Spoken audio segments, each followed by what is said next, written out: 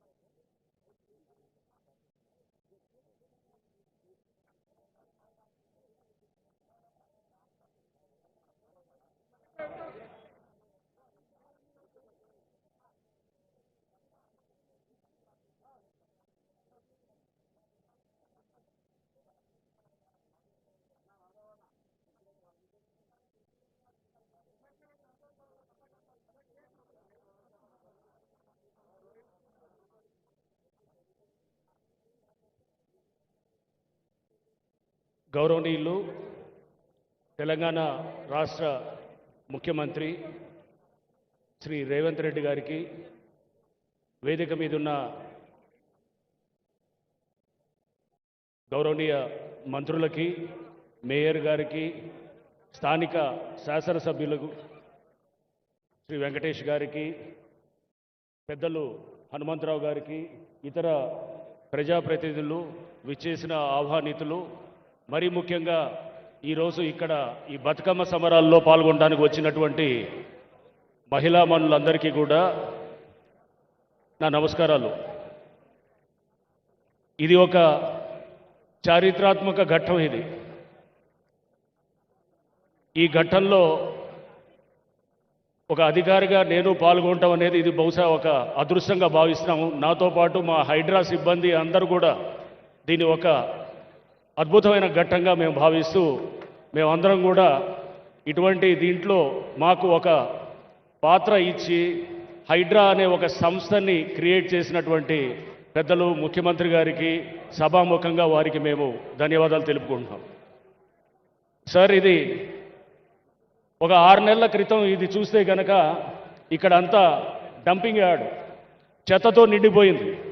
ఇక్కడికి రావాలంటే మాస్క్ పెట్టుకొని రావాలి.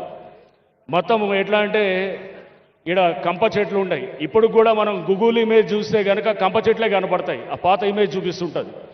కంప చెట్లతోటి ఇక్కడ ఖాళీ బీరు సీసాలు మొత్తం చెత్త ఇదంతా చూస్తే కనుక ఈ చుట్టుపక్కల వాళ్ళందరూ ఖాళీ చేసి పోయేటటువంటి పరిస్థితి అన్నాడు. ఇటువంటి దాన్ని గౌరవ ముఖ్యమంత్రి గారు మాకు నిర్దిష్టమైన ఆదేశాలు ఇచ్చారు. పోయిన సంవత్సరం అక్టోబర్లో పెద్దలు హనుమంతరావు గారు వచ్చి మాకు ఒక రిప్రజెంటేషన్ ఇచ్చారు. ఈ బతుకమ్మ కుంట అనేది ఇలా ఉంది, దీన్ని ఎలా అయినా కానీ దీనికి పునరుజ్జీవం పోయాలని చెప్పేసి. అప్పుడు ముఖ్యమంత్రి గారు మాకు పలు సందర్భాల్లో దీని మీద నిర్దిష్టమైన డైరెక్షన్స్ ఇస్తూ దీన్ని ఎటువంటి పరిస్థితులు అయినా కానీ కూడా మనం బతుకమ్మ సంబరాలు నెక్స్ట్ బతుకమ్మ సంబరాలు అంటే ఇప్పుడు దసరా ఉత్సవాల టైంలో దీన్ని రెడీ చేయాలని చెప్పేసి మాకు ఒక టార్గెట్ ఇవ్వటం, దానికి అనుగుణంగా మేము దీని మీద ఒక ఏంటంటే ఇది కబ్జాకు గురైనటువంటి ఈ బతుకమ్మ కుంట ఇది నార్మల్ చెరువు పునరుజ్జీవం కాదు.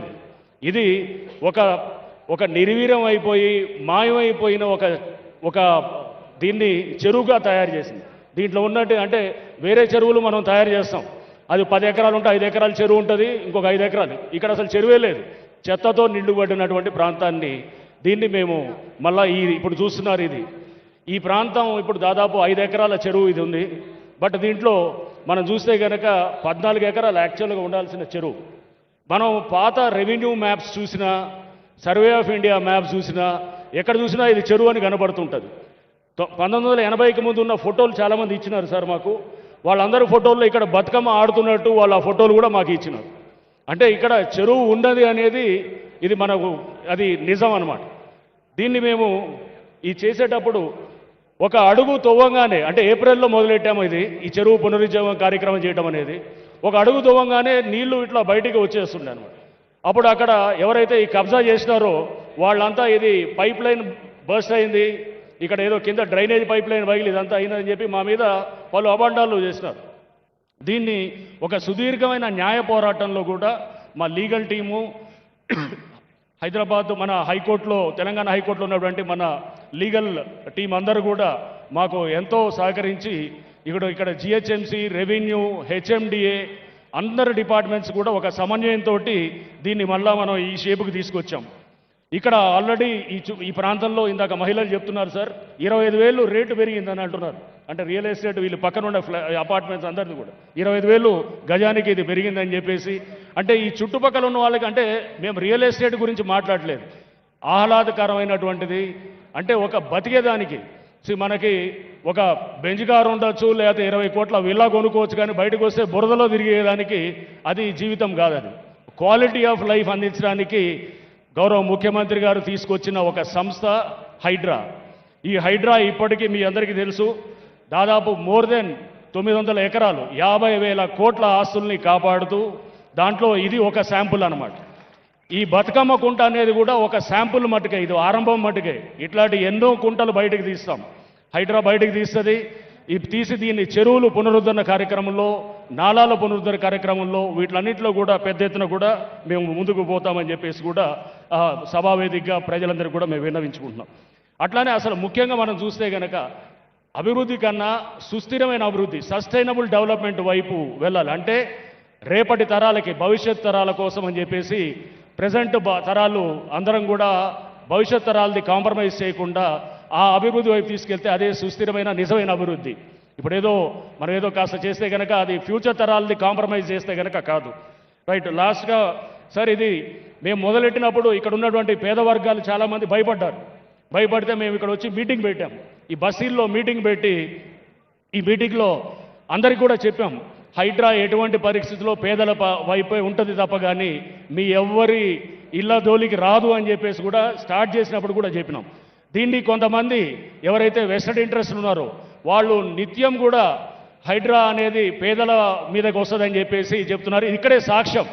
ఇక్కడ మొత్తం కూడా ఏదైతే గనక 15 ఎకరాల చెరువుల్లో 10 ఎకరాలు ఆక్రమితమైంది. దాంట్లో చాలామంది పేద మధ్యవర్తి వర్గాలు ఉన్నారు, వాళ్ళని టచ్ కూడా చేయలేదు.